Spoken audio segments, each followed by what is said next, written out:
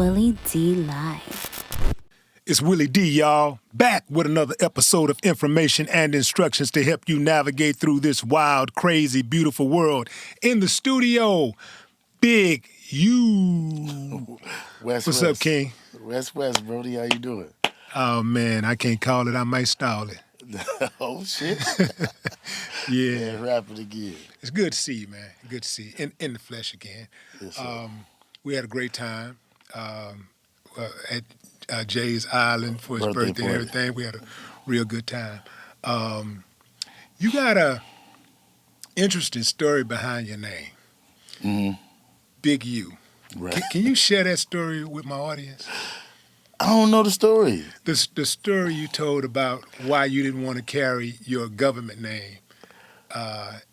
You were saying something about your dad and all that stuff. Yeah, well, my dad is Eugene, Big Right. U. And basically, well, it's kind of a lot of stories in one. I didn't want to take the name after the Italians because a lot of the time that we was picking gang names, one of those was everybody was taking Italian names, Capone this, Capone that, associating with that. Right. And my pops, when I of course know my pops being, he was a street dude in Chicago, coming from Mississippi to Chicago. Right. And he was Big U. He was Eugene, and I kind of just took that because Big U is nothing but Big Eugene. Right. And my dad is Big Eugene. Right. So it was a lot of factors that played into that on how, I had chose that name, you know what I mean? I kind of like, when I be talking, I feed off of all of those and they kind of feed into, Right. So it was a lot of things associated with the other names that I have. Right. Because I'm called by a lot of different names, I don't know if you know that. Well, I think I heard that you had about 3 or 4 different names, or something like that. Pardon me for not digging, but what are the other ones? Well, Big Draws. Big Jaws? Big Draws. Big Draws. Big Draws. Nah, we got to stop right there. I can't let that slide. Explain Big Draws. Well, it's Big Draws. It's kind of like, it's funny because I look at the internet and I hear all these different reasons where the name came from, but it actually came from one of my homeboys named Peanut. And we was bagging on each other. Okay. And I told him at that time, I said, this is how it actually came. We was at 59th Street School. We was bagging. And when we was playing basketball, so I just had these short pants on. But back in the days, you remember the Magic Johnson short pants? Right. Them suckers would cut your nuts. Right. Well, I wasn't wearing them things. Yeah. So I had, boxers. Right. So my boxers would hang down past the shorts. Right. Because I wasn't wearing them tight ass things hugging your nuts. You remember? So we bagging, and that's where the name came from. And actually, we was in somebody else's neighborhood. So this is how I started using it. And I was on the run from the police at the time. This had to been like 88, 89. And we was bagging each other. And so about a week later, I get pulled over by the police. We on a mission. And we hit the corner, the police pull us over. It's me,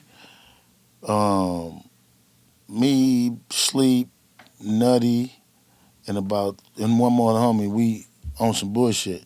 When they pull us over, we kind of like, whoa. And, back then you couldn't have no blowers. So they get this ready to search the car, and the police is asking us our name. Of course, I don't want to tell him I'm Big U, because that's going to trigger a whole nother thing. So I say, I'm Big Draws. And the man say, what? He say, Big Draws. And he say, back in drawers? Yeah. And the man literally fell on the ground. Right. Left laughing. He called the other police over there. And he said, man, tell him your name. So it became this joke. And they ended up like, man, your name really Big Draws? And they let us go. Right. And then when I tell you, that was the perfect time to get let go. Yeah. So that's how the names. I was dealing with homies like, man, I felt like I was so hard. I'm like, nigga, I'm so hard I can make any name hard.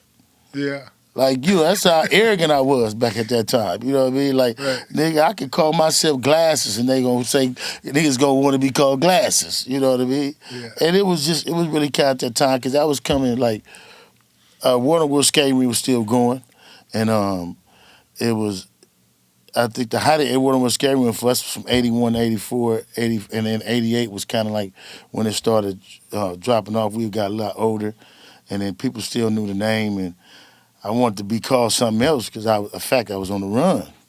So I kind of just stuck, and I just felt so arrogant, man. I didn't care what I was. I can call whatever I said. It was gonna be. That's what it was. That's what it's gonna be. So what were the other names? Hannibal. Hannibal was a name that Captain Malik and well, I kind of got that name between Captain Malik, Shaheed, and rest in Captain Shaheed. And just the brothers in 27, when I had came back, I started studying Islam, back in Islam, when I was coming out of Minnesota. And I want to say 89. I had read Malcolm X autobiography. I had like about 25 pounds I was taking from Minnesota to Chicago to sell. And on the ride, I started reading Malcolm X autobiography. And it was at that point, reading Malcolm X autobiography, made it to Chicago. I cut my hair off, and I stayed in Chicago just reading and studying, and just getting back into it. And at that time, me and Lil Fee, who was on Death Row, was talking a lot, and Loke was going through what's called Lil Fee. Loke was going through his transformation and reading, and we started reading. And he had gave me the book called 100 Years of Lynching. That book and Malcolm X autobiography had a transforming effect on who I was and who I would try to be to today. And it was at that time, man, that I had really took on a different mentality, and I was attempting to take on a different mentality at that time. And I stayed home, and I flew my wife and my oldest son to Chicago. I stayed in Chicago for about 6-7 months. I was still on the run from the other little case. And I just stopped. I wasn't hustling no more. But in that time period, I had probably amassed maybe like about, maybe $30,000, $40,000 in a month in bills. Maybe more than that, and just all the stuff I was buying and doing it because I was grinding. And I was in Minnesota real strong at that time. My brother Miles and a couple of homies, we was all grinding out there. So I stopped everything. And I split all the stuff I had. And I flew everybody came. All the homies who I was hustling with came to Chicago. We sat in Chicago, and I put it on the table and like, here, this is what I'm doing. I ain't doing it no more. Miles came and got his, went back. Belly, a couple of my homies, my partners, want to say their names. They came, because they all did time already. And then I left. And I stayed in Chicago. Then I think it was another traumatic thing happened. Mump got killed. My big homeboy, Lil Mump, Poochie, he got killed. And it was an uproar in how he got killed. And the homies like, man, come home, we it's on. And I'm fighting with that, and then still studying. And I eventually went back. My big homie Keith Stone, rest in peace, called me. He like, man, come on, you gotta come back. You gotta lead this charge. So I was fighting with that, still dealing with that. I was still like 22, 23 maybe. I'm not even sure how old I was. I ended up going back home, and that happened. We and then this is when I meet, and I'm about to get the name. I meet Captain Shaheed, Captain Malik. I'm in the hood, and the mosque, the temple was on 43rd and Crenshaw, if I remember at the time. 43rd and Western, if I remember correctly. Because when I do these interviews, I always have certain things my memory don't serve me correctly, but I remember it was on Western, and in the 40s, which is strongly the 40s now. We get over there, Captain Shaheed, and they bringing the Grape Streets in, and we kind of having spats with the Grape Streets at the skating ring and all over. So the homies mounted up. We ended up going over there, like having like a man to man off with the nation, and That's when I met Captain Malik, Captain Shaheed, um, um, rest in peace, Khaled. Yeah, And Cali, that's when yeah. I met Khaled, Cali Muhammad, yeah. Khaled Muhammad. Yeah. And we was at like, man, they can't be in our neighborhood. And they was like, nah, brother, we over here trying to service the community. And they spill, and I was still young, and I just started studying. So we ended up working out an equal medium. And after that, they made it their point. Captain Malik made it a point that he had to come find me. And I think about a week later, they was in the hood talking about they looking for Big U. Where's Big U? And I kind of embraced it, went over there, started going to Temple 27. We had Study Hall 27, and it was Temple 27 too, but he had Study Hall 27 was in the 20s, and we was go over there and train. So that was kind of me, moving in. And then another major influence for me at that time was a Suju Muhammad, Steve Muhammad, who was my instructor from BKF. So he was a major influence in me, really kind of moving in that. And I was given the name Hannibal Muhammad. But what eventually led me going to prison was the fact that I had so many bills and I had no way of paying them bills. And I just didn't want to sell drugs no more. So still being young and dumb, I said, well, you know what? Let me just rob the drug dealers. And so that's what I ended up doing. That's how I ended up, even after I started studying Islam, end up going to prison and doing the 13 years. So how you get in a jam robbing the dope dealers? Well, it was a setup. It was a play. We was set up. One of the brothers who rests in peace had, I guess, was in a pinch, and he set us up, set the play up. We ended up. It was undercover police officers, so they said it was a drug buy, but it really was never a drug buy. It was a robbery from our point of view from day one. It was never a drug buy. We showed them the money, spent off with the money, and then come back to do the robbery. That's pretty much how we did it for years. Man, how much of the drug and gang culture in LA are LA law enforcement responsible for? How much of it?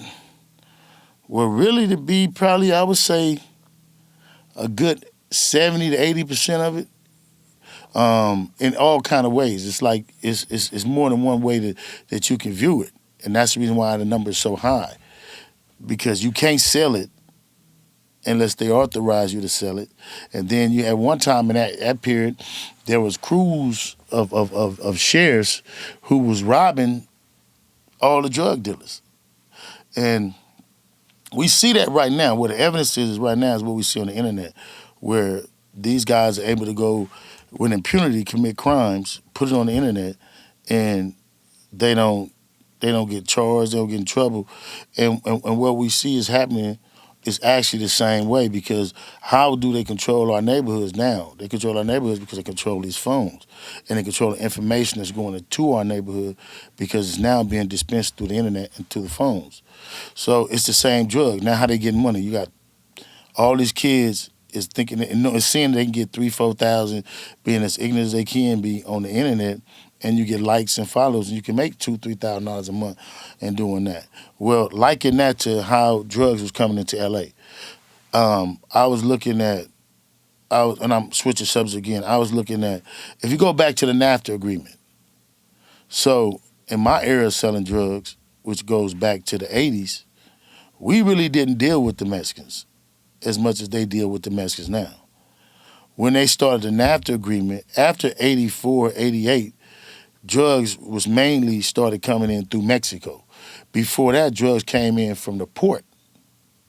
So most of our drugs came in through Colombia, through the Panama Canal, and it would get through the water. So he was coming over here. So all the heroin came in through the water, all of that came in.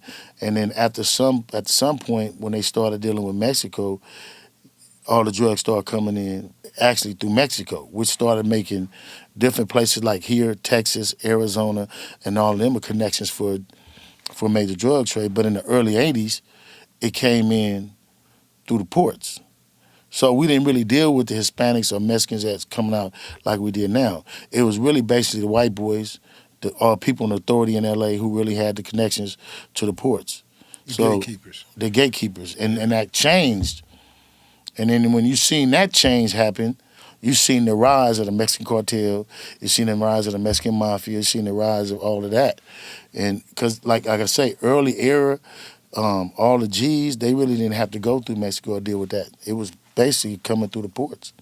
You were locked up, you got locked up in 91, right? Yeah, I got locked in 91. Okay, so 91, they snatched you up in 91. 92, you got the L.A. riots. Yeah, I was still in the county jail. You're locked up during the L.A. riots. I remember everything about the L.A. riots. Right. Because, boy, I wanted a piece of that action bad. Right. I'm talking about. I really did, because it was going on around here, too. It was all over the United States. They've been doing this forever, beating us up, getting away with it, doing whatever they want to do. Mm-hmm. And, I talked to you off camera about some other things, but I really wanted some action. I was really, really advocating, Right. But I remember explicitly the gangs coming together. I remember that moment. Yeah. And I said to myself, these dirty bastards are going to try to do something to break the truce. They're doing it now. Because they don't want the gangs to come together. They don't want the people to come together. They don't want a harmonious society. They need us to behave uncivilized towards one another. They need us to maim and kill one another so that they can justify their mistreatment of us, and so that they can get the scraps and get the money and rob us and kill us, and so they can continue to be able to do the things that they do to get over on us. So they need us at war against one another. And Facts. Sure enough, you had the truce, you had the songs and the album that was made and all that type of stuff.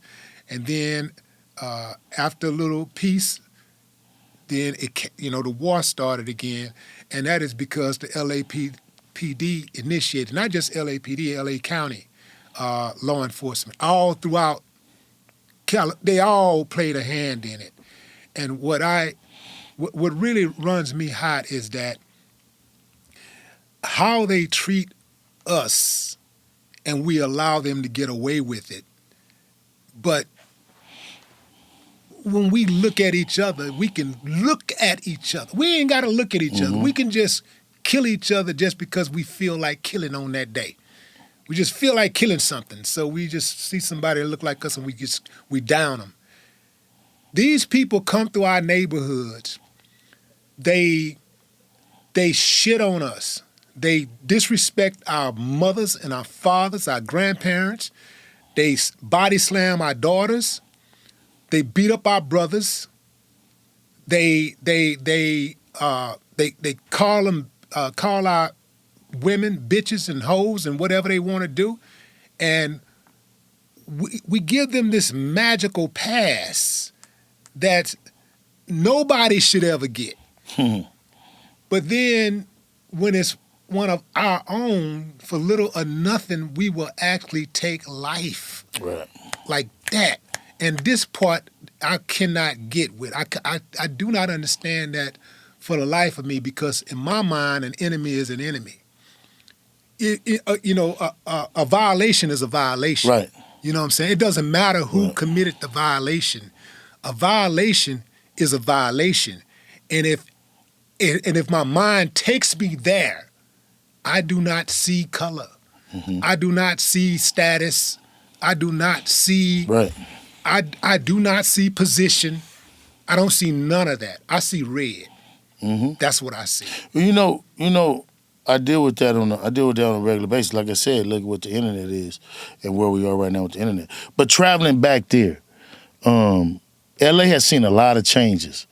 And we were probably the epitome of that dogma on us harming us and not even seeing color line. Like, take me for instance.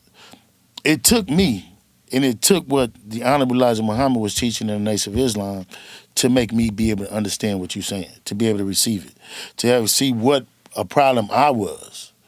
Because I can't even talk about nobody else without talking about what a problem I was. And that takes me in the reason why I still call myself Big U to this day. And it's a reason why I do that. Because I wanted people to see that it wasn't the name that it was the problem. It was the decisions that this ignorant person was making. So to see that I can take that name and make that name mean something different, it shows the growth, the natural growth that a man is supposed to make, from being an ignorant boy to being a man, to now being able to say, this is what these people used to do in our neighborhood that kept us down. But where did that come from, and how is that? That goes back to the beginning. That goes back to slavery. The first thing we heard from our mothers and fathers, unbeknownst to them, knowing what they stealing in us, is you can't trust a nigga. Don't take your car to this nigga. Don't trust this nigga to cook your food. Don't trust this nigga to... We instilled that in us. And then if you put that in play, the things that imperialized in our mind was Superman was white. Our teachers, our first educators was white. Everything about the greatness of America was white. You know what I mean? And we the people that just up from slavery. So it was hard, and it's still hard for us to see people naturally who are taught to hate each other not see that hatred. We can walk by an incident and we see a black man being accosted, we automatically in our mind gonna think, oh, he did something. Where in white people's mind, who haven't grown up with that dogma of self-hatred that's been instilled from our parents, coming from where they come from, unbeknownst to them, they don't grow up with that. So they naturally want to get involved. Like, what does he do? They're going to ask what he do. Well, us, we're going to keep it moving out of fear of it happening to us. Two, out of, well, he may have done something. You know what I mean? So this is something that was instilled in us. And me, myself, coming in the culture, when Crippin' and Bloodin' started, I'm a baby of that. And it was babies who started it. You know what I mean? Like, this Crippin' thing wasn't started by no dudes who was 40, 50 years old who had an idea on how this thing should go. And me growing up in LA and going back and forth to Chicago, I seen a little bit of how they had way more structure than the Crips and Bloods had. They had way more structure, daily laws, they had daily rules, they had a structure of captains and lieutenants. So when you was dealing with the GDs and the gangsters, it was structure there. When it came to us in the Crips and Bloods, remember, we were started by babies. You know, the first dudes was in their teens. The ideal of it was something to be great, but the people who started didn't have a chance to make it grow into what it was what they wanted it, or they seen it can grow, or maybe we can grow into it. And now you get the powers that be to get involved now. They earmark it, the FBI, the COINTEL, and they say, okay, this is what we need to prevent from growing, but we need to help grow at the same time. You know what I mean? Like we need this to grow because of the poison it'll become to black people, and how this thing will go out and kill millions and millions of black men across the globe. You know what I mean? So when we look at what it became and the damage it done, then we looking in hindsight, not even withstanding what guides us, and we look at it right now. Look at the internet right now. I'm a black man, you a black man, trying to do something positive. I'm not preaching killing, gang banging, stealing, robbing, none of that. But you got suckers who on the internet all day long who talk about me, Jay, all the brothers who doing something positive, who constantly go with swords searching for us. This ain't no accident. It's the same thing you talking about. They just not beating us in the streets no more. They just not jumping out the car and pistol whooping us and taking us, dragging us off. They doing it diabolically. You got them right now, they searching out any black man who's doing something positive. How is that? When I could be doing what I used to do, putting guns in kids' hands, telling kids go rob this, go do this, go steal this, go do that. You know what I mean? So it's still happening. It's just happening in a different way. And it's still controlled by these same people we talking about. These dudes is moving with impunity. And I think the thing, I think it may have been when Trump was running his first term and he was running against Obama. Trump said, the internet. He didn't run against Obama. Who did he run against? He ran against, who did Trump run against? That was Hillary Clinton. No, Hillary Clinton, yeah. No. Was that Hillary? I think it was Hillary. Who did Trump beat? Who did that bomb beat? Whoever he was, I know they was talking about the strength of the internet and how. So Barack ran the distance, and then it was Hillary. It was Hillary? Yeah, it was Hillary. And he beat Hillary? Yeah. So he beat 2 women. Yeah, that's about right. So my man had only 4 women. Yeah. So, but anyway, and they was talking about the strength of the internet, and they was talking about how they need to get it. And we look at how involved Russia, China, and all these other people have been involved in the influence of this weapon, this internet, and how they're able to shape different things by putting poison out there in our young people's mind. This is our best, this is our most severe war to this day. Even more than batons, they whooping their brains. You know what I mean? Like, the way we was getting beat on, we not getting beat on like that in L.A. no more. You know what I mean? That has changed, and that's what Trump is trying to go back to when he said he wants to be able to let the police do what they jump out and frisk and all that stuff. There ain't no reason to frisk no more. The violence in L.A. is not there like that no more. It hasn't been there in years because you got a lot of Bloods and Crips who don't see it like they used to see it. It ain't as much of, jump out, bang, bang. You don't see that no more like that. You just alluded to people saying certain things and coming at you after you decided that, you know what, I actually love my people. Right. And I want to protect my people. I want to help my people. And it doesn't seem like that since you turned a new leaf that you get more people trying to come at you definitely today than they would have if they know you were still active. Well, that's what I talk about. I mean, and I don't do a lot of interviews because I don't try to give people stuff to go at. But I know for a fact that it's these people. It's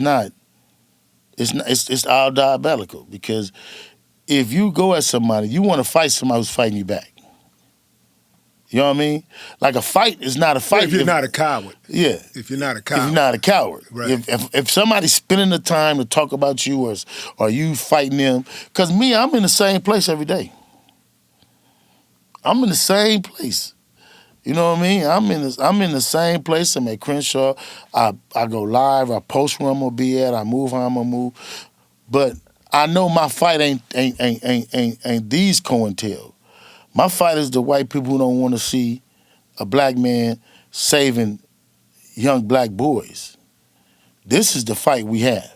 And how frustrating is it to you when you are those very black boys that you're fighting for side with the cat that got an issue with you? Well, I don't think a lot of them are, man. Because I feel like when you can isolate it down to a few. And it's almost like this thing I tell people all the time. If you post something, you post a picture on Instagram, you get 1 million likes and you get 1 dislike. Do I spend 5 hours concentrating on this 1 dislike? And let me be poignant for a second, right? Let me be poignant because I had this conversation. Let's talk about the gang, the Rolling 60 Crips, right? Let's take the elephant. We're going to remove the elephant out of the room. Okay. We're going to talk about the Rolling 60s. There are approximately, according to record, 5,000 across the state of California, affiliated, non-affiliated. If you only have 3, maybe 5, 6 ignorant nomads, that's 1 to every 1,000. Do we throw the whole mess away because 1 to every 1,000? No, you don't. You say how strong this unit is, and that's the reason why they talk about it so much, that they want to destroy it, because it has the potential of becoming something different. It has the potential of becoming what we as a people need. If the C's and B's seen that, they had a potential of growing into something, because what do we have now? We have men who have reached that age in a positive influence. I'm 58 years old. I have no intentions on doing none of the shit I did when I was a kid. I have no yearn to go out and stand on a corner and talk about how tough I am. I have no yearn to carry no gun. I mean, this is just not what I do. So I find it comfortable at 58 to be able to go in the A-Track Gangsters, to be able to go in the Bloods, to be able to go in these places. And they receive me because they see me as a G who really grew into what a father and a man is supposed to be. You know what I mean? Like, and I never thought I'd be able to grow into that. I never thought that I would be able to be received. I walked in prison. In prison, I did 12 years. I did 12 years and some months in prison. And in that time, I serviced my people. I taught classes in prison. I taught Islam in prison. I taught government. I taught business. That's what I taught in prison. So the dudes who did time with me, they know how I served it. And I fought with my people in prison, good or bad. You know what I mean? I fought, I stabbed, I did all that, and I made it home. You know what I mean? But I have no intentions on going back and servicing that ignorance that I serviced before.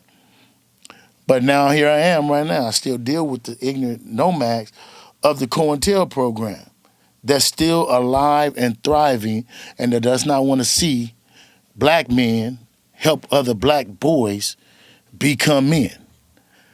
This is really what we're dealing with. Because and I'm going to say it again, if I do not talk about you 24 hours a day and I don't bring you up, I do my thing, 90% of my time is helping my community, but my company, my business, you if I'm with you, Jay and whoever is the focus of all conversation. So at some point we got to embrace it. At some point we got to say, well, let me deal with it legally and move on. Yeah. You know, Frederick Douglass said that it's easier to build up strong children than to repair a broken man. Alhamdulillah. I'm living that. We get that, you know. You get that. Mm-hmm. That foundation that you have, developing options, that's important. Yeah. Talk about the work that you do. Man, really, man, I live my life as an example on the change we can make. And I live my life as an example on the change that I have made and what we can do. Looking at Deion Henley is a prime example of what we do. I've been instrumental in helping not only my son, but 13 young men who have made it to the league. Really? Football, yeah. 13? Yeah. Coming out of Crenshaw, yes, sir. Damn. Yes, sir. All out of Crenshaw. All out of Crenshaw through our Pop Warner program, through Robert Garrett, who was a Crenshaw high head coach. Man, that's good, man. Yeah. Man, you trying to go to heaven or something? Yes, I am. Man, that's all right there. Yeah. Man. That's all right. Yeah, you thought my son was the only one? Yeah. No, sir. I done helped in some kind of way and helped these young boys get to there from our area. Oh man, that's good. And just the 21 years I've been home. Damn. In just the 21 years I've been home. Yeah, I've been touching. I've been working. I didn't help put, without a doubt, without question, over 1,500 kids and boys in school, out of school. Yeah, we've been working. I've been working. Yeah. Yeah. Man, yeah, no wonder they don't like you. Right. Well, that's what I'm trying to tell you. It's not. You got a target on your back. Look, I've been doing developing options. I started developing options. The actual name of it was Ex-Offenders Fellowship Network. And then we started doing business as a DBA as developing option. So I'm an actual nonprofit under Ex-Offenders Fellowship Network. That's what my number is. But I do business as developing option because when I first started it, there was another company with a similar name that had a lot of issues. So we ended up developing option, and I just as a name, but I'm a nonprofit under Fellas for Network. But I've been doing this 20-something years, bro. I was the first one, facts, to do the 3-day weekend with the concerts, the wellness. If you go back and look on the internet, you're going to see that I've been doing this 20 years. I've been giving out food and feeding our community and having concerts and all that, toy drives, 20 years before anybody was doing it. Yeah, before anybody. A lot of people would do certain different things. We got that from the OGs who was giving out chickens and all the original brother gangsters who was feeding their community. But I put it together, the concerts, So I've been doing this for years. I ain't just started this in the last 10 years. I came home, and I made a promise that if Allah let me come home, I was going to be a help to my community. When I came home, we wasn't calling ourselves the Crenshaw District. That wasn't no saying. We wasn't even pushing Crenshaw. You know what I mean? And that came about because I was in prison. I used to always hear the brothers from Compton, how they celebrated Compton. And other brothers celebrated Watts. And these other brothers celebrated somewhere. And I didn't want to celebrate South Central LA. I'm from the Crenshaw District. We went to Crenshaw. You know what I mean? And we wanted to celebrate Crenshaw. We wanted to celebrate our community because it had its roots in affiliation also at the same time. Because being from where we were, our section, it was called, really we called ourselves South Central LA, but South Central LA at that time was really considered Compton, Watts, and all that because it was South LA. We really was West LA. You know what I'm saying? But we're not West LA. We're not West LA because then that goes into my brothers, the Mansfields and the Marvins and the PBGs and all them, the Venezuela, because that's considered West LA.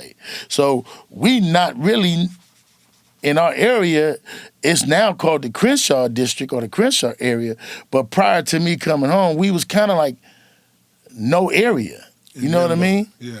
And if you know our area, it's kind of like from Western to the water down Slauson and Florence, and then Crenshaw runs through it. But Crenshaw only runs through our section, from our section, maybe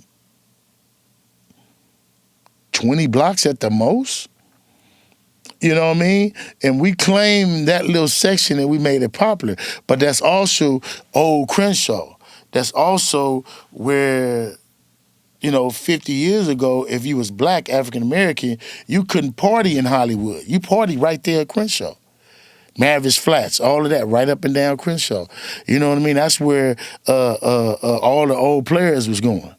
Right there. We couldn't go to Beverly Hills. We weren't going over there and doing that. Right there on Crenshaw. What was that area that Nip had this idea to build this office space and stuff?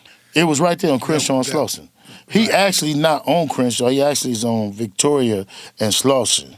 So it's a block off Crenshaw, and but you can also be saying it's Crenshaw too. But it's actually right there in that square. That's where him and his brother first started hustling, right there. But like I was saying, prior to Bro, there was the homies already. We hustled right there. Everybody hustled right there. And then Ralph's used to be right there. So when we was young, we used to go to Ralph and take baskets out, take people baskets for quarters and pump gas for nickels and quarters and all that. We all did it right there on Crenshaw and Slauson. So that's why if you see a lot of people who claim that area and claim that section, that's because we all was babies right there. That wasn't birthed by Nipsey, me, and nobody else. It was a lot of big homies who all, and that's kind of where. And then another way to explain it is it was the major bus section. Where if you wanted to get to the mall, coming from different places, that your bus stop was right there on Crenshaw and Slauson. That's where, you're gonna meet right there and go anywhere anywhere throughout the city of LA. You can meet right there from the west side, not the deep west side when you're going further, but we kind of like the last stop. Then you go into the water. Right. How'd you and Nip met? Me and Nip met my nephew, Tiny Draws. or Tiny shortstop. draws. Tiny draws. I told you I was gonna make the name famous. It's a lot of them now. So big draws and tiny draws hook up Big with draws, little draws, baby draws. You know, we do it big, little, tiny, Right. big, little, baby, tiny, and it goes down. Right. You know what I mean? So you and Nip met through your nephew, Tiny Draws. Yeah, right. Okay. Yes, sir. Yes, sir. And so, what's your first impression of Nip? My first impression of Nip was good looking, debonair, and he looked like Snoop. Yeah. You know what I'm saying? He had a squeaky voice. Right. You know what I mean? I always did think he could play Snoop. If Snoop, I was like, man, if they ever do Yeah. a biopic on Snoop. Yeah, he didn't like that. He didn't Nip, like that. He didn't like it at first. Then he warmed to it. As he became in his greatness and he embraced his greatness, he started warming up to it. Because you know, when you're young, you want to be your own. You don't want to be associated or branded with nobody else. You want to be your own. But Nip wasn't my first time in music. You worked with Corrupt too, didn't you? I was in music before. First? My first. No, Corrupt was before. Corrupt was Nip, first. Corrupt was no, my first wasn't Corrupt. My first was Laquan, Pop LQ. From him, he had the B side. Okay. Yeah, he was my first, and then even before that, my first shout out on the album came from Tila, King T. Okay. That was my first shout out in music. King was T. was King T. King T gave me a shout out. I'm not sure what album it was. Maybe in his first. We gotta ask him. It might have been his first project. He gave me a shout out. Big U shouted me out. That was my first time in music.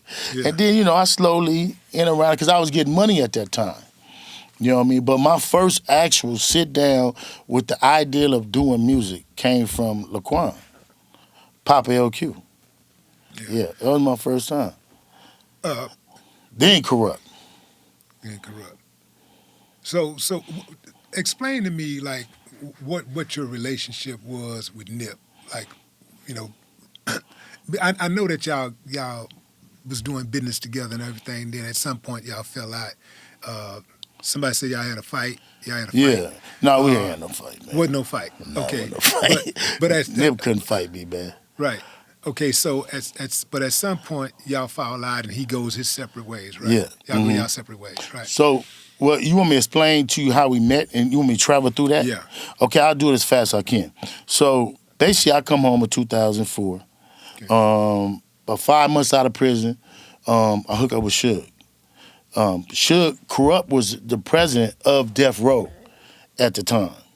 And, he was? Yeah, Corrupt was the president of Death Row when I came home in 2004. So where you guys heard my name the most was because Corrupt kept my name alive. And Corrupt, I'm on Week and Freak It. At the end of Week and Freak It, Corrupt says, and Big U, we love you too. That's me talking. That's what I'm talking about. And then let me travel you back a little further. While I was in prison, I was still in the music business. I was doing clothes. And so I was doing Unique CD. If you go back and you'll see that in 2 appearances on Soul Train, the Dog Pound wore jerseys with Unique CD on it. I had made a jersey that had Unique CD on it with 21 for Daz, with 20 for Snoop, and with 60 for Corrupt. So I was always in music, and it's funny how these lames are always talking about they helped me get in music and do this crazy, because it's evident. Like, and they did it in my in my jerseys I made. So I was the first one to make sports jerseys and do that. And so Corrupt was keeping me alive the whole time I was gone. So Snoop and them did shows for me to raise money for me while I was gone, and all up until I came home. My little brother got killed with Corrupt. When the shooting happened at the studio, that was my baby brother. My little brother right here. They was all grew up. And so my little brother was with Corrupt, and he got killed at the studio. And that's at that time that Corrupt was beefing with DMX. And so it was a lot of stuff going on with that. Now at that time, I'm on my way home.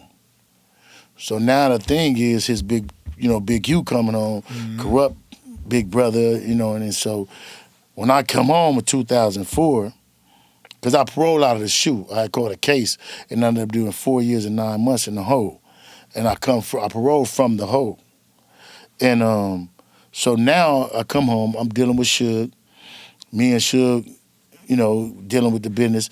And what's funny is the whole time I'm dealing with Suge, I'm learning the business. I already had did time with Harrio, so Harrio was giving me the book information. And then I fall home, I'm dealing with Suge, learning the actual application and looking at how he actually doing business and, moving around and, just kind of meeting the people. Before I left, when Laquan signed with Jay, I was dealing with Corrupt. I actually talked to Jay in jail. So when I paroled in 2004, the first person I dealt with was Bushwick. Bushwick had came to the studio and did a whole project for me on my first album, even before I signed Nipsey. What you mean a whole project? He did a whole project. I got a song with Bushwick Bill, with Corrupt, Bushwick Bill, what's the name from San Diego 40s? Can't forget nephew now. He gonna kill me. Jail Felony. I had Bushwick Bill in the studio for about 3 months. He just hung out with me. How many songs you got with him? If I'm not mistaken, I know we got at least 6 or 7 of them. And I think my homeboy was just telling me find them hard drives. Yep. And it was Bushwick, Bill, Corrupt. It was because Corrupt and Bushwick was running real tight at that time. And Corrupt did. I got a whole Corrupt project. was writing the songs for him? I don't know who was writing them. You know me, I was in and out. It was recorded in my homeboy Bear Claw studio. He had a studio in the backyard on Eileen. And that's where Nipsey and them was always trying to record, but Claw was only letting like the veteran rappers record, who was called the Six Pack. And so my nephew TD would come to me and say, man, Claw won't let me go rap. Me and Nip. Because back then, the hit on music it was hard to make music. It's not hard to make music today. You can go buy you a setup, make you a song, get you a hit, but back then it was hard to actually make the music. So, yeah, like I said, Bushwick was there.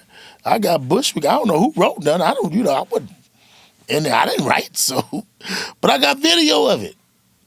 I got video footage of it. I'm gonna show it to you. I don't know if I got it. I can get it though. Okay. You'll love to see it. Yeah. Yeah, Bushwick was crazy back then, man. Bushwick pissed in the pool. He got drunk one day. If you was around him for 3 months, I know you got some stories. You got 3 months of stories. Man. Every day was an adventure. I'm telling you, man. Bear Claw was mad in the mud. Bear Claw, I'm gonna throw this thing. Drain the motherfucking pool. Yeah, man, that was I came home 2004. So that was who else was there? We got Bobby Valentino on them songs. We got Bobby Valentino. We got Corrupt. We got Daz.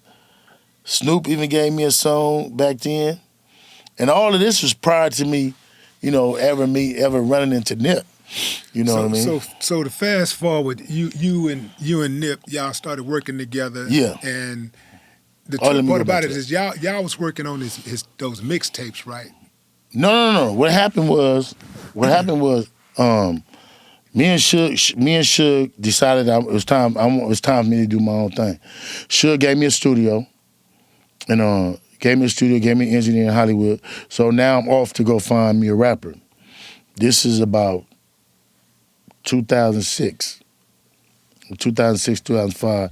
Now I'm going to the hood, and I'm talking to my nephew Draws, and he like, get Nip.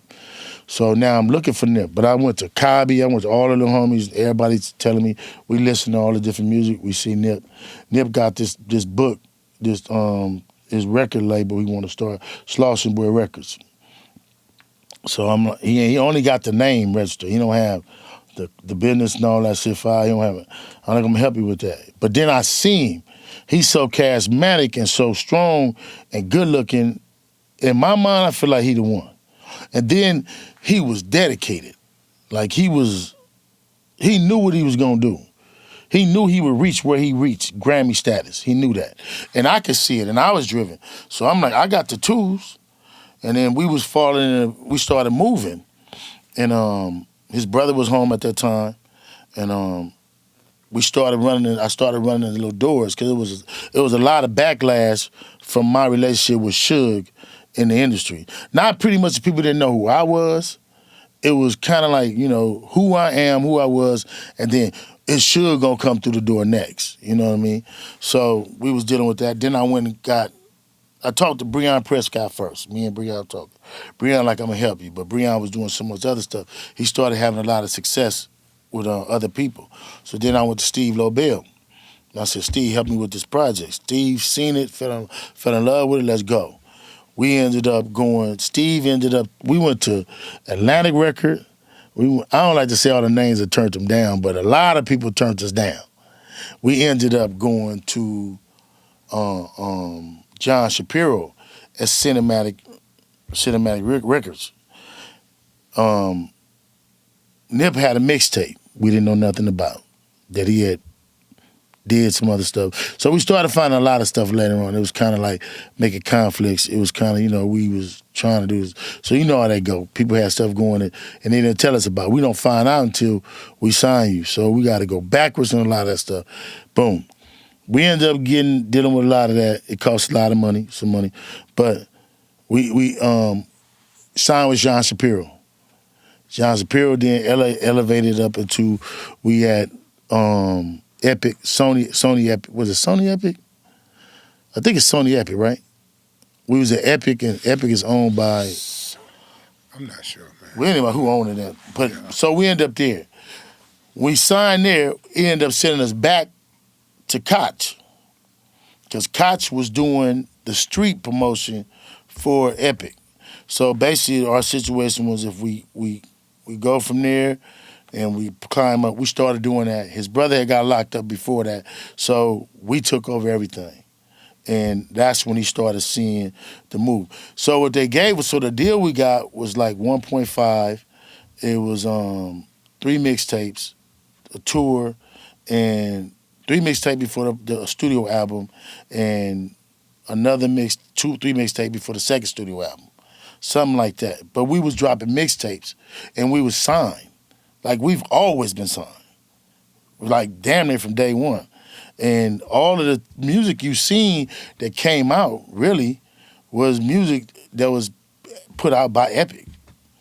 We never really did an independent mixtape. And then right after that, after the term was done with them, I think he signed with Atlantic, and I was basically out the music. I'll tell you about how that got there, but he called me back when he signed with Atlantic. And he was like, Uncle, I'm ready to go. I'm finna do it again. You know what I mean? And we called me back. I was kind of a little apprehensive because I was concentrating. Now, I didn't have an appetite for music. You know what I mean? I'm in sports now, and I'm concentrating on my son. And he at that point, and I'm dealing with Josh Smith. I'm managing Josh Smith. I'm managing Veen Rains. I'm managing Tiny Lister at the time. I'm with Tip every single day. So I'm with a bunch of millionaires every single day. And then just basically going back to do, street hip hop was different. You know what I mean? And then I was in negotiation to do the documentary that I just had put out, Hip Hop Uncovered. So I had shot that, and then with Jim Bob, and we was in the process of doing that. So when Nip called me to come back to music, I was just, like, I'm already really in a good space. You know what I mean? So now I eventually went back, and then we just kind of did. I think I did his video. I went to New York with him. We was doing a whole bunch of other stuff, and then that's when he died. You know what I mean? And where were you when he died? We was all going to a concert. Nip had brought me back, so I had signed OSBS. We was probably about 100 deep, and it was the first day of Gunna's concert. In my group, OSBS, who I signed, was performing for Gunna. We 100 deep, and we in like 3, 4, what's them vans called? The Sprinters. Sprinters. We're in like 3, 4 Sprinters.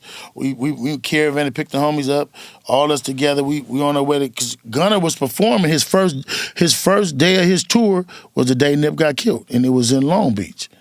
And we was all on our way out there when we got the call. text messages, boom. Said it was a shooting on Slauson at Nipsey shop.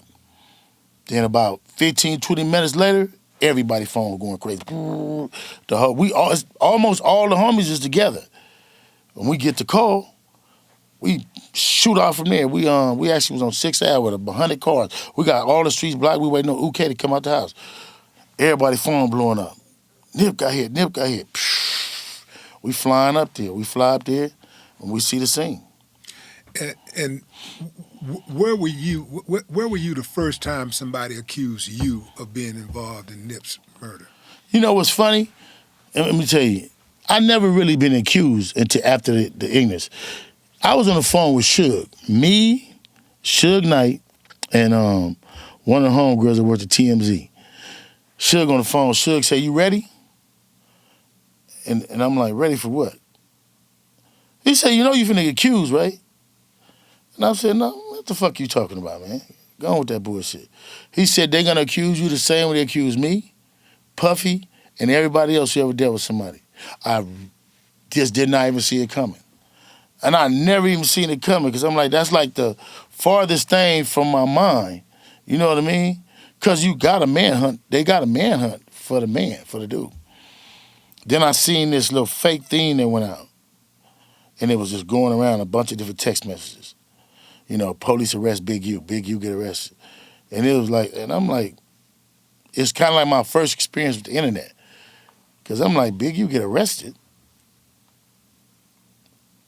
How can I be arrested? I'm sitting right here. You know what I mean? So that traveled into that, and then I watched it. And I watched people take that fake one and create another better one. The whole time, I'm here.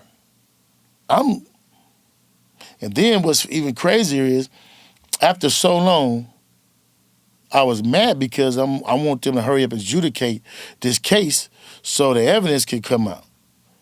It took 3 years to adjudicate this case. You know what I mean? And that gets led on to somebody have this, somebody had this theory, somebody got this, adding on, pouring on, which was so crazy. And then let's go back to, they used the altercation or beef between me and Nip. There was one day.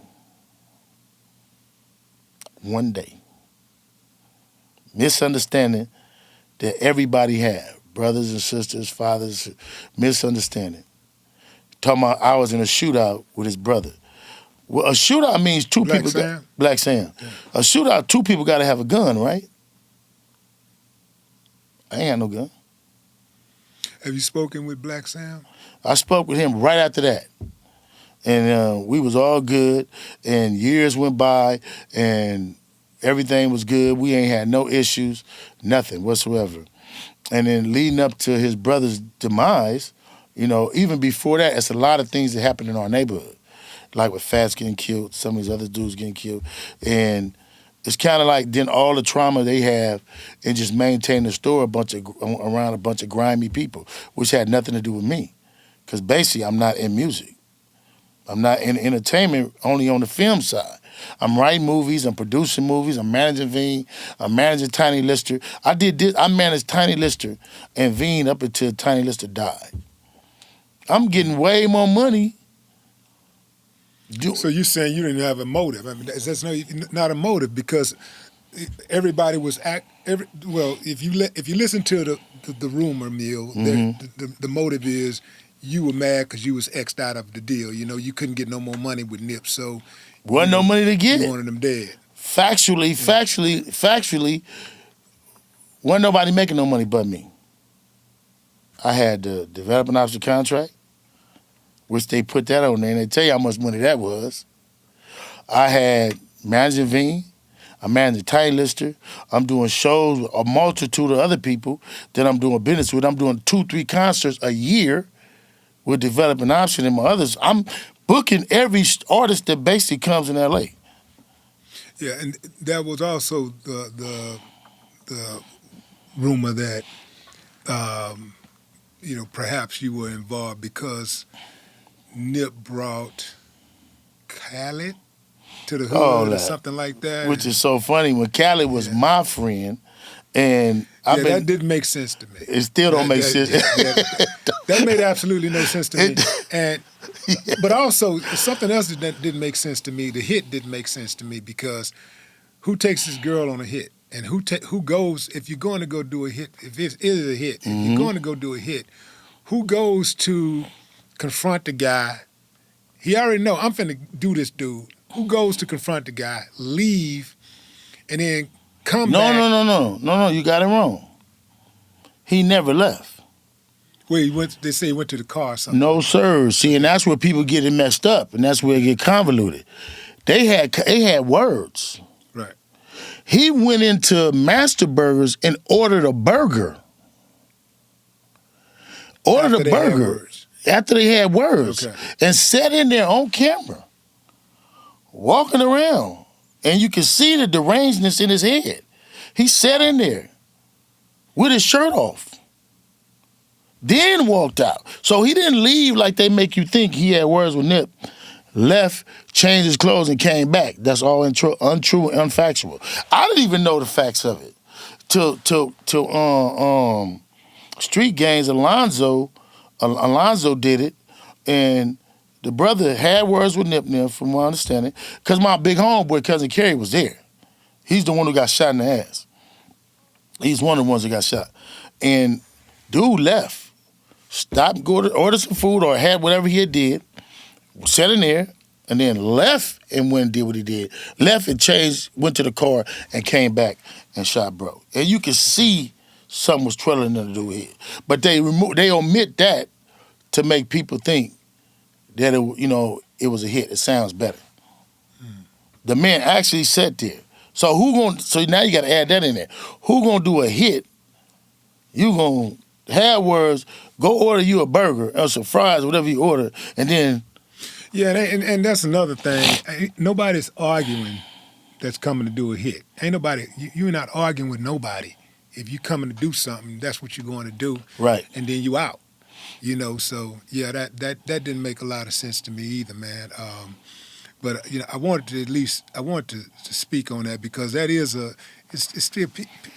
That's fresh today. People are still saying, having these same conversations today. But that goes to show you that no matter what you do in life, somebody always got to have a bad guy. But all of that is shot in the ass when the man said on the stand, or the man said through his lawyer why he did what he did. Did you know him? Not at all. Yeah. And you got to understand, the 60s is a very big unit. Like I said, 4,000 or 5,000 dudes coming and going. He wasn't in my age bracket, and I wasn't in entertainment and music. That was, in fact, they kid. You got your team. Jay, but your boys ain't gonna know Jay. You understand what I'm saying? Mm-hmm. Like, it may be your top dudes who fuck with you every single day who know Jay, but your boys not gonna know Jay. Right. Because you got your own team. Nip had his own team. Dude was a part of Nip team. You understand what I'm saying? So it wouldn't have been nobody for me to know. We wouldn't have never had a setting where we'd have been talking, we'd have been, you know what I mean? And believe me, like I say, this case was investigated by the highest level of the branch. That man got a letter from the president. Well, I know for a fact if they could get you, they'd get you. And they if they thought for a second that you had something to do with it and they could prove it, you out of here. They wouldn't even. Yeah. Yeah. And it's crazy because you do the family a disjustice. And you got a lot of people that do the family a disjustice when you keep this bull crap alive, and not focus on what really happened.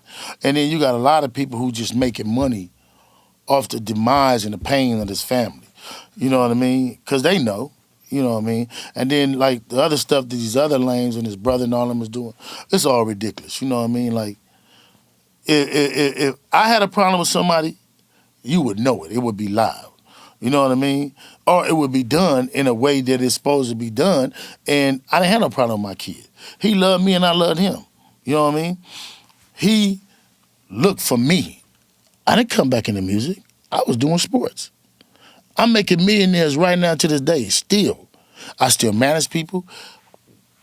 What would my conflict be with somebody? You know what I mean? Like, even to this day, I don't got no conflict with nobody but these lames that, keep my name and keep their bull crap in the air, which is a natural conflict.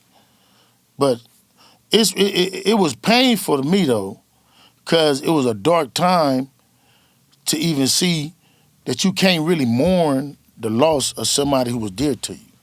You know what I mean? Like, me and this kid was together from him being 19 up until when he passed. Yeah, and I know that I know first and foremost, I know that had to be hard too. That that he passed before y'all could really patch things up. No, it was patched up. This where you feeling it. So y'all actually patched it all the way up? Yes, bro. This you not realizing. You caught up in the same thing they caught up in. No, I ain't caught up in the same. Well, let me give it to you. Let me give you the timeline. I catch what you're saying. Let me give you the timeline. Yeah. Okay. That happened. What? 2011? No, it happened 2011, 2012. You gotta understand, I was on the boat with him on his videos. He flew me to New York. We was on the boat. We did videos. We ate. He came to my house. He was at my son's games. He was promoting my son. I promoted his album. If you go to my Instagram, I promote his album in these lanes that never promote his album. I'm the one, this album he dropped, I'm the one promoting his album. He was okay, because you did say that he called you and asked you to come back when you was when you was already involved with the sports. Yes, and I'm managing Ving Rings. Like yes, that's what people fell to get. We didn't have nothing to patch up. Yeah. And you got to understand, it wasn't really no beef with me and him. It was more other people. Right. You could only beef with a man over money, women, and ideology. We had none of those conflicts. You understand what I'm saying? So I ain't gonna go into the whole story of what that was about, but that was over with.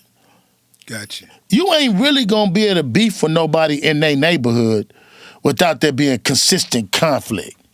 You understand what I'm saying? And Nip is in fact a baby. He wasn't my equal. Him nor his brother was my equal at that time or any other time. You know what I'm saying? So he had his own little squad and we was together, bro. We was, like I said, look at the videos. And it's crazy how if there is a disjustice to me in that situation, it's the fact that people obliviate the timeline and they make me and his conflict be yesterday. Like there was no conflict. You know what I mean? Like realistically, that's like you and Jay having a problem. You ain't gonna have no problem and be within a block of each other every single day for 11 years. Right. Some got to give. Some got to give. Yeah. My man got ready to do music. We was doing all kind of shit. He signed with Atlantic Record. He called me. I'm gonna say it again. He said, "Unc, let's go. Let's do it." I asked him, you know what I mean? Like, how it's gonna go?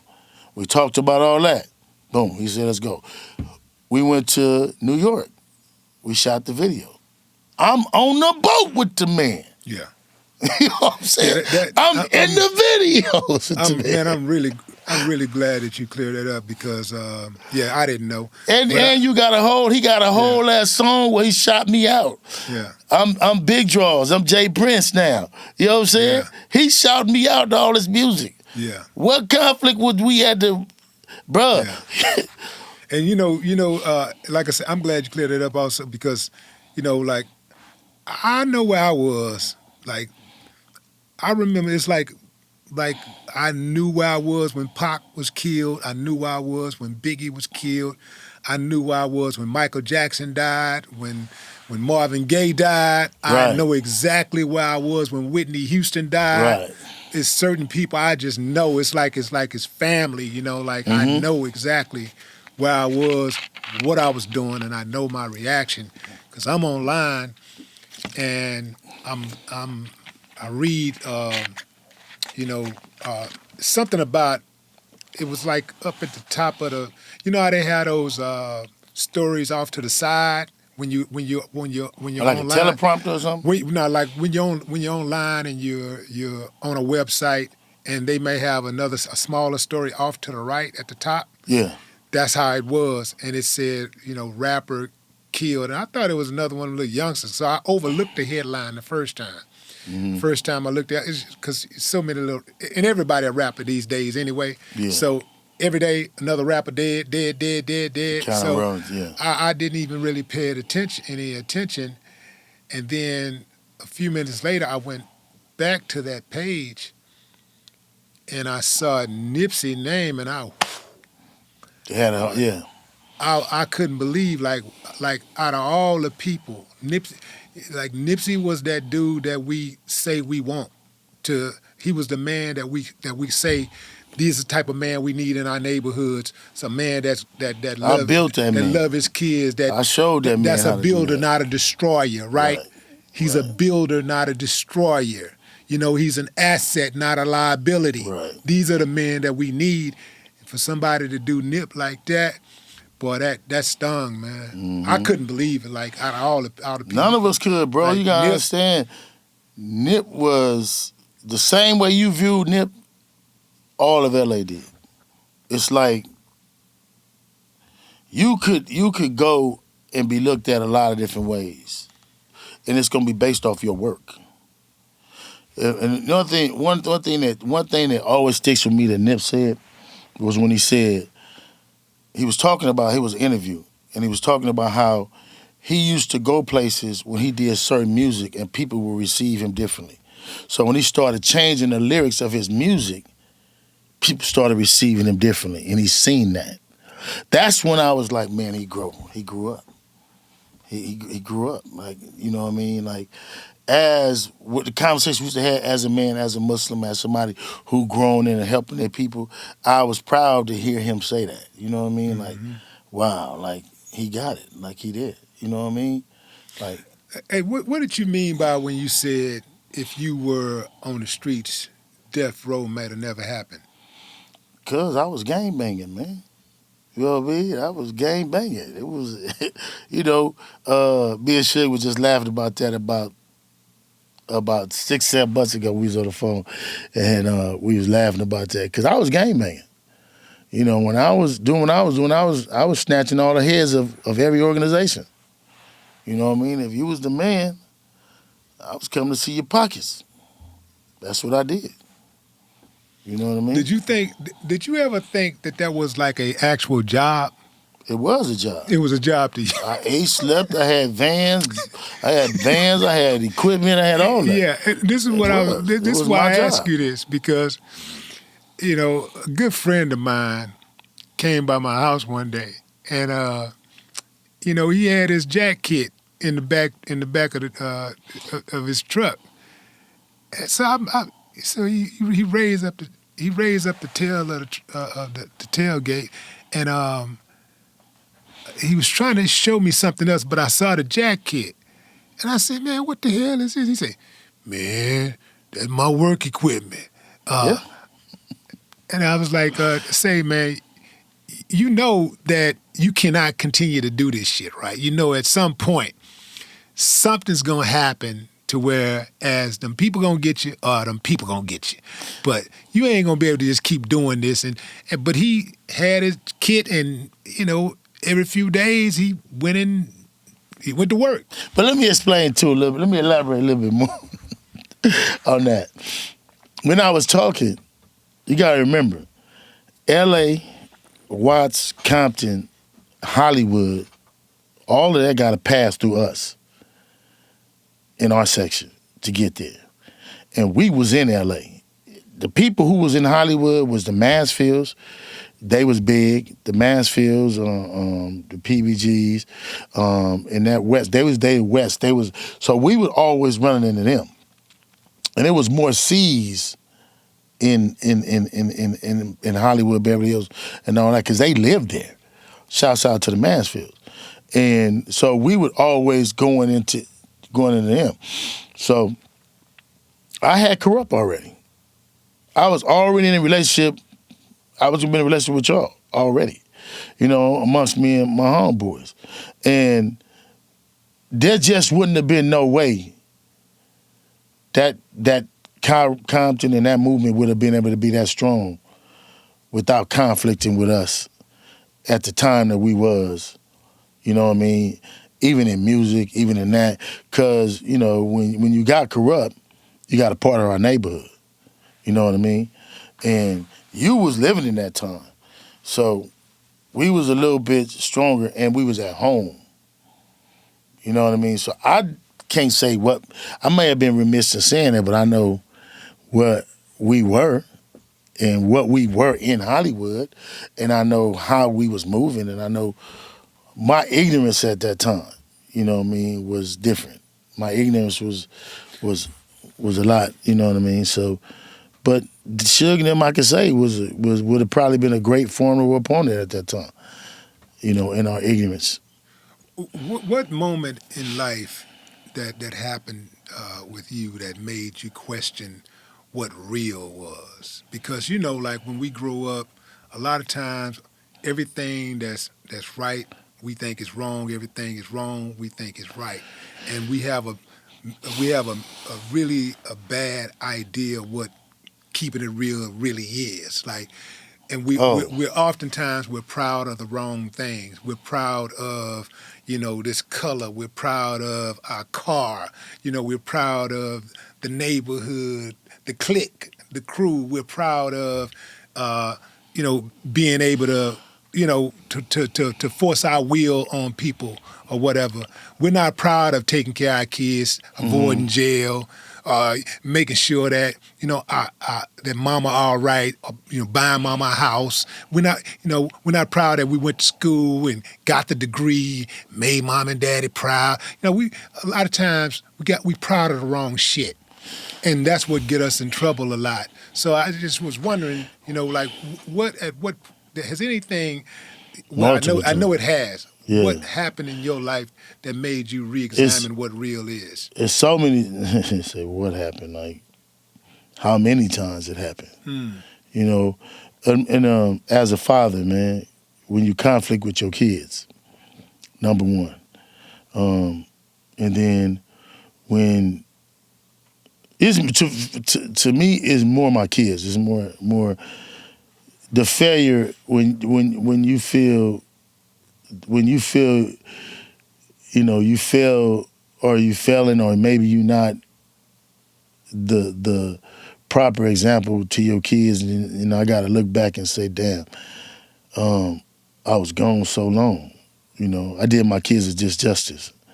And then as you move, and I'm always reminded and constantly reminded when I come to the South or when I travel on how a lot of brothers are raised with their fathers, or a lot of brothers, not brothers, they don't grow up with the immediate violence that we had to grow up with in LA, immediately being a gang, where everybody is affiliated with a gang damn near at birth by the block you live on.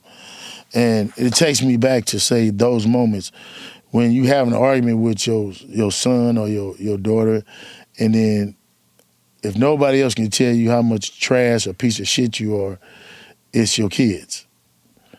You know what I mean? Like, that's always, you know, a moment when you know, like, yeah, I ain't get it all the way right. You know what I mean? And now I look at my sons, my older two sons, now my baby boy that's in football, and I look at them becoming men. I look at them all totally within their kids' lives, taking care of their kids, and being a part of their life. And sometimes I might hear like, yeah, I'm gonna do it right. But every time they say they're gonna do it right, what that mean? What you mean? Like that means, yeah, right. You know what I'm saying? Right. So They gonna do it like that. They gonna do it right. You know what I mean? Right. So that means somebody else did it wrong. Right.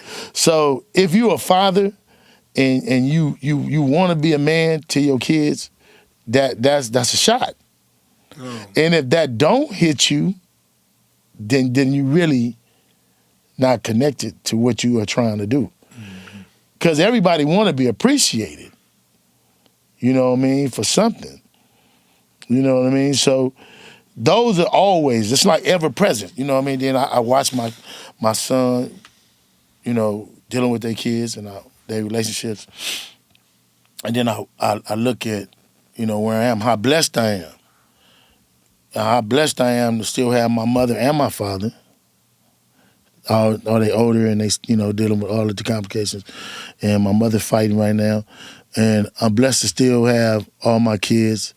And I'm blessed to see my kids trying to find out and figure out this thing called life and this thing called money. So, but I look at where I am, where I'm trying to go, and I say, damn, it's all the time. I can say is when I first read Malcolm X's autobiography, it changed me from doing this.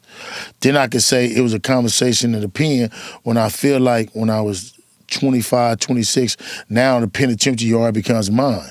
And now I'm responsible for all of the homies on the yard. You know what I mean? And then now I'm responsible for disciplining grown men for doing certain things. I can say it was that. You know what I mean? Then I can say, damn, now I got to make a decision on disciplining one of my homeboys versus somebody else. Damn, how am I going to look to the hood? Then I can say I'm responsible for trying to say I got to let this one go because I need to get to this one. You know what I mean? Then it's the pressure of raising a kid with a wife and, trying to figure out how to manage that. You know what I mean? And dealing with money and then dealing with all these white folks in your business and trying to take you down and putting these other internets on the internet to, try to destroy you. And you looking at people who were supposed to be your partners or whatever, how you fall into the ignorance of COINTEL. Then it's it's so it don't ever change. You know what I mean? It don't ever change. I always say I'm going to die broke. I ain't going to die rich because I'm going to give it away. Feast to be alive, I'm not going to die with no money in the casket. So you ain't got to come check my casket. I'm going to give it away. I'm going to give it to the people that need it and want it. I don't have no fetish for jewelry. I don't have no fetish for fancy cars. I don't have no fetish for a whole lot of things. So it's always funny when people say I was jealous of any human being. I've never had fancy cars. I've never wore jewelry. I would play video games, sun up, sun down. I'll go swimming. I'll work out. I go to karate school. I do this. And that's it. Yeah, I heard you know something about karate. Y'all, you grew up in that, huh? Y'all grew up in that. Now what's that? You got what you got, a black belt or something? I got one of them too. Yeah. I got a black and brown. Yeah, only one.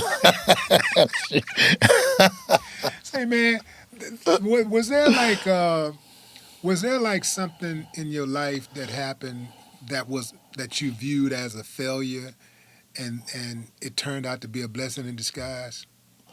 Wow, man. Like I said, I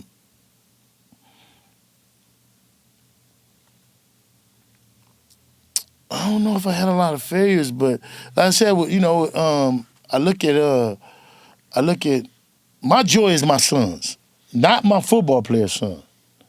And my older son's gonna hear this now. My joy is my older sons to see that, they tried to follow me. They followed me down that street road and now they men.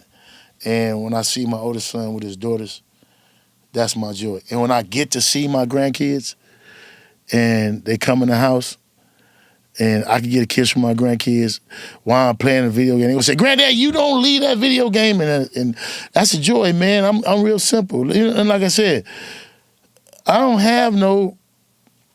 I don't have it, man. I'm kind of like one of them dudes who I've never ever wore jewelry. I've never ever had spend money on fancy cars. I just so my joys are simple. I'm easy to please. I got my problems. I ain't gonna air it here because I might get my hair knocked off. But I just don't have that. You know what I mean?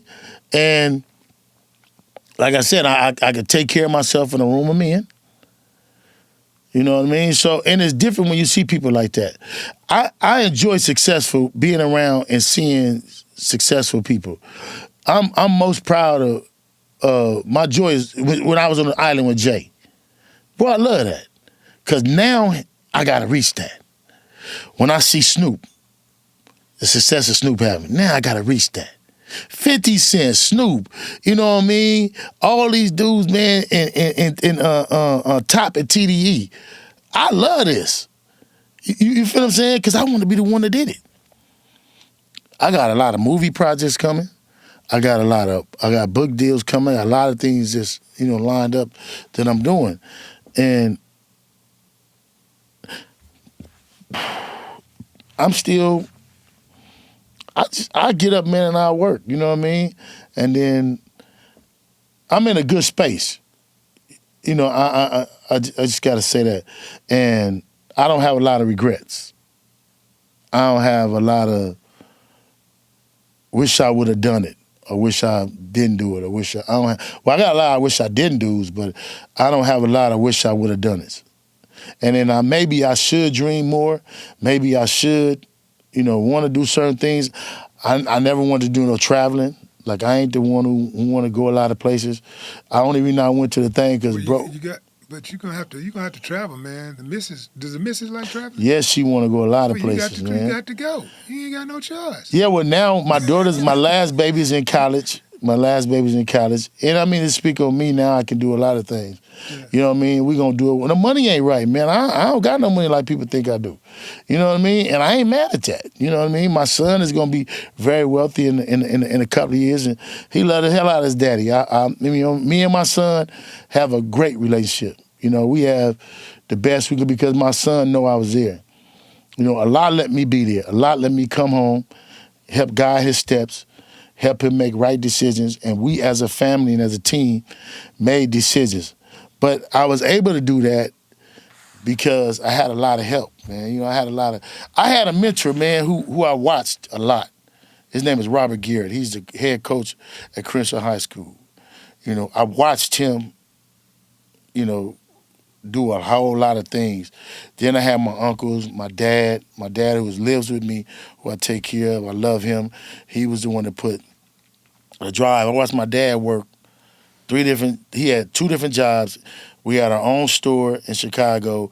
When I came out there, man, he gave me a store. He invested time in me, and I just was already wrapped up in this cripping. So I went back to LA and went crazy, but I was influenced by a lot of great men. You know what I mean? And I embraced that. And I try to be the one to get that back.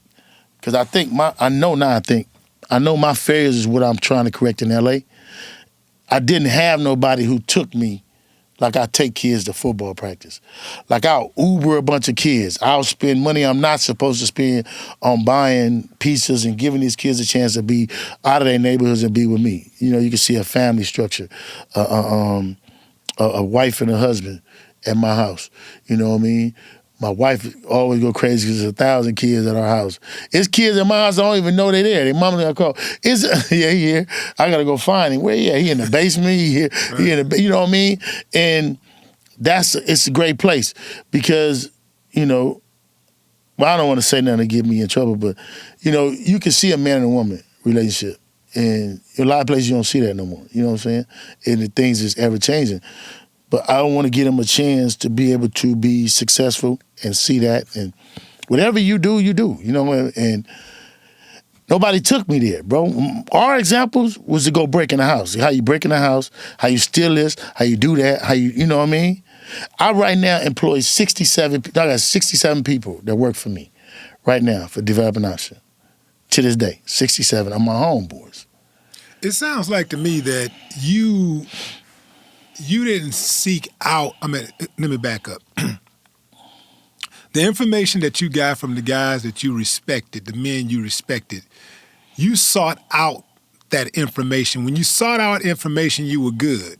Mm-hmm. When you didn't seek out the information, you struggled. Right, yeah. It sounds like that's what happened. Yeah. But what you're doing is admirable because we do have to actually go to the young man and we got to seek them out. We got to, because some of them, they oftentimes if an older guy don't come to them and tell them what's going on and pull their coattail and put them up on game, they may think that, this guy don't want to be bothered or maybe he's too busy, That's what, I hear that all the time, yeah. Yeah, so he may decide to just go out there and do some knucklehead stuff without seeking counsel. Mm-hmm. And so that's where a lot of us make mistakes at as young boys that are as we become young men, we make mistakes. A lot of us make mistakes because we don't seek counsel. Yeah. One thing about women is that they might make a mistake, but before they make a mistake, they seeking counsel. They gonna talk to all their girls. They gonna talk to that one homeboy that's that player that they respect. Mm-hmm. They gonna ask uncle, whoever they can get some information from. They gonna get the information, and then they're gonna go out there and apply it, or they're going to deny it. But one way or the other, they're gonna get the information first. And we make a lot of mistakes because we don't ask for information from guys who know more than what we know and who's already been there. Right. Man, thank you for going there today. Thank you for going there, man. It's been a good ride, man. You are absolutely a testimony for someone turning their life around, man, for the better. So, and showing people that, you know, it ain't never too late. Right. You're a testimony. I do want to ask you this question. Knowing the life that you lived and the things that you were involved in, and when you were involved in the negative stuff, how hard was it for you to put yourself out there and say, I'm going to become that guy who reaches out and give back? Because a lot of times, guys like us who have lived a life, we want to help, but we don't want people calling us a hypocrite because of our past. Well, it's on. It wasn't hard because, like I said, I started in prison. So I started fighting that in prison with teaching and certain dudes like Big U on his yard, and then they gotta like, we gotta see where he at. Is he really, you know what I mean? And then it's every single day. Like even when I do music, when I was doing the film, when I walk in a building, I used to go in buildings, bro, and people be talking about Big U was here. Now it's different. But I used to go in buildings, people talking about Big U was here. It'll whisper get all around to me because they never knew what I looked like. You know what I mean? They like Big U here, man. You know what I'm saying? It'll get around to me. So people didn't know what I looked like. You know what I mean? A lot of people, it wasn't until I did a couple of interviews that people could put a name to a face. And then so, in account of that, like, when I came home in 2004, there's always a healthy fear of making sure you stay alive. You know what I mean? Like, will I go somewhere and somebody, like, that's Big U from 60's, let's get that trophy. You know what I mean? And when one of these youngsters think like this and think like that, that's the ploy what these niggas is doing on the net. You know, they want to create this atmosphere of, you know, but I look at it like, man, but they ain't creating that atmosphere for Officer Jimmy, Officer Schwartz, you know, who slapped them up and planted that dope on them or cussed their mama out and beat up their little brother. They ain't got that type of smoke. Man, well, that's what they work for. But and like I said, man, I move in LA, most dangerous part of the city. You know what I mean? And mine is not just other people. Mine is at home. You know what I mean? I have, you know, I have more strife with my own than I have with other people. You know what I mean? Because a lot of people look at the Big U that they seeing now and the things that I have done and I've been doing in our community and I have done for these kids, and they look at my son and a lot of them say, man, I can do that. So a whole lot over the last 2 years of a lot of black men are saying, well, damn, if Draws can do it, I can do it. And I'm blessed for that. You know what I mean? I'm blessed for that. And like, I ain't changed my stripes. I'm still gonna do what I do. You know what I mean? And why can't I be a man and I'm gonna see you for battle and then be a teacher too? Yeah. You know, and then be a disciplinarian and then be an educator. And ain't nothing conflicting about that. Nothing. Because you can be all those things. Just sometimes you I'm sure. You have to be. You know what I'm saying? You have to be all those things, yes. You know, because one thing about it that I do know that the moment a joker think that you done, yeah, the moment they think that you're not a threat, that's when they become a threat. And that's when they that's why And they that's do when what they doing. yeah, that's when they jump out there, you know. So I think you have to. I think a man has to always be prepared, you know, to uphold his honor and protect his people. If it should be allowed. Absolutely, And I'm always ready. ladies and gentlemen, Big U. Yeah, Like Bud. no more talk. Yeah.